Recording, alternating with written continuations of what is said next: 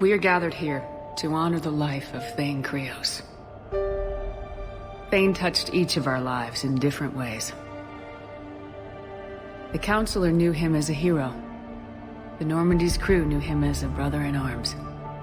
And others as a father devoted to his son. Though his life took him to very dark places, Thane cared for the better angels of our nature. He once said that he first felt love for his wife when she stepped in front of an assassin to save someone she didn't even know. And when he knew his death was close, he chose to die doing nearly the same thing. Also for someone he didn't even know. Just as he loved his wife for it, I still love him for it. And I don't think that will ever change. Would anyone else like to speak? What I remember about Thane was his confidence. He told me once about how he remembered everything, even every mistake he made. If I did that, I'd be a nervous wreck. Thane kept it under control. It's strange, but the last word I'd label Thane with is assassin. And we covered each other in firefights. That makes him a partner. Thane's last stand was important. But let us also remember why Thane left the Normandy. To keep his son away from a life of crime. Deeds such as these do not go unnoticed by the universe. They echo in all who hear them. That is why I am here. Thane took himself seriously, a trait with which I did not always agree. I tried to make him laugh on several occasions. But what I interpreted as a lack of humor was masking a great effort. Thane was turning his life around, in a way few organics do.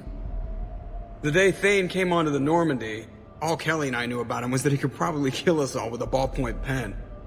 But after you got to know him, there wasn't any reason to be afraid. He let you know where you stood. Kolyat, do you,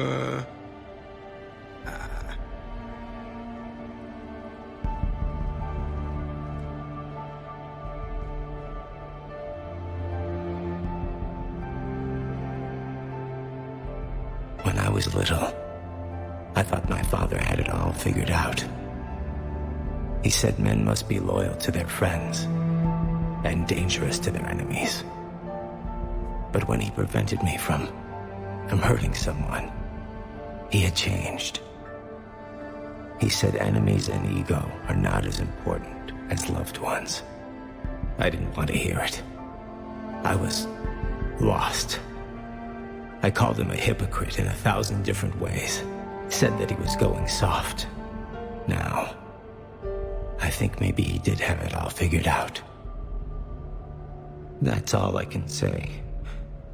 If anyone would like to continue, we'll be here. Looks like people are starting to clear out. Commander, thank you for holding this event. In time, it will be a good memory. I don't know if I'll be as philosophical about it. It's still kind of raw. I understand. If you will excuse me, I should take this opportunity to speak with the Counselor. About what? She is feeling grateful, and I want to point out there are some Solarian biologists who need funding. If anyone would be able to create a breakthrough in the treatment of Kepral syndrome, it would be them. If you need someone to hold the Counselor's feet to a fire, I'm there. It's all right, Commander. Counselor Ashiel could use some good press right now. This is the right time for such a favor. Oh, before I go, I was organizing my father's possessions, and I came upon copies of video messages he tried to send you. I sent them to your extranet address. I hope they help, more than they hurt. Until we meet again, Commander.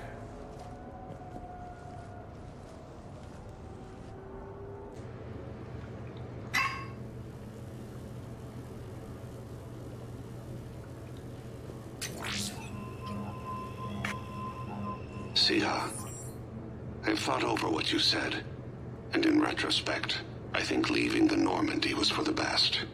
It was saddening to see our crew go their separate ways, but it is better than answering questions in an Alliance interrogation room. I hope this message finds you well.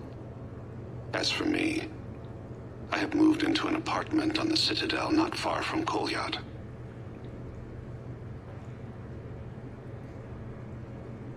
I think the first attack I had frightened him. Perhaps I shouldn't have said that. I don't want you to worry or feel guilty that you are not with me. Just face it bravely. I know you are good at that. I love you. I hope the Alliance listens. Keep in touch.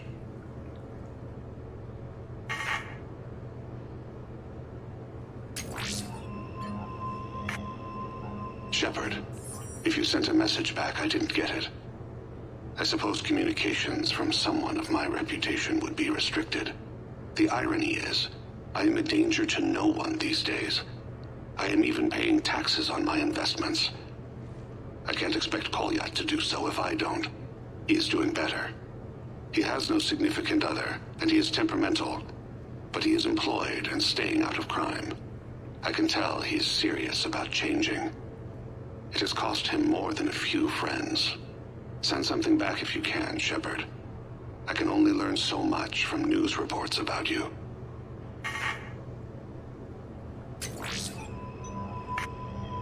I have tried a false identity to try to get this message through to you. We'll see if it works. I have good news and bad. The good news is that Kolyat and I took a few days to visit Earth. Like the shape of her eyes. Shrill sound of chirping stops. I scan the ground. See two tiny bodies locked by claws. Excuse me. As I was saying, we saw a beautiful sunset in New Mexico, and a scorpion eating a cricket. I wish you could have joined us. The bad news is, I fainted and struck my head. Kolyat has convinced me to stay at Huerta Memorial on the Citadel. I will be there from now on. I still don't want to die in a hospital, but it's where the doctors are. And Kolyat. I love him. That means I must trust him. Goodbye, Shepard. Let me say that now, in case I cannot later.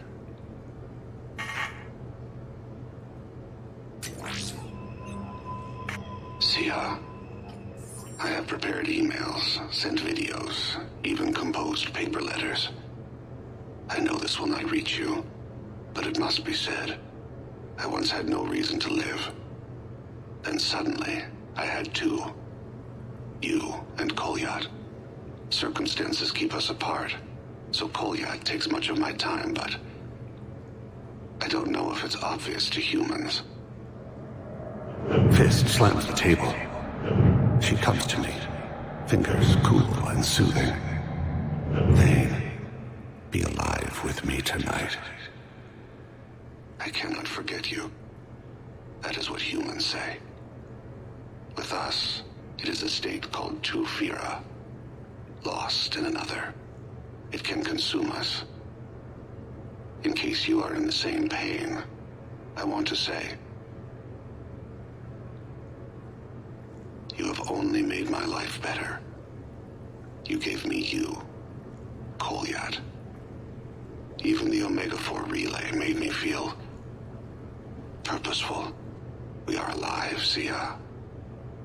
And when we are not, I will meet you across the sea.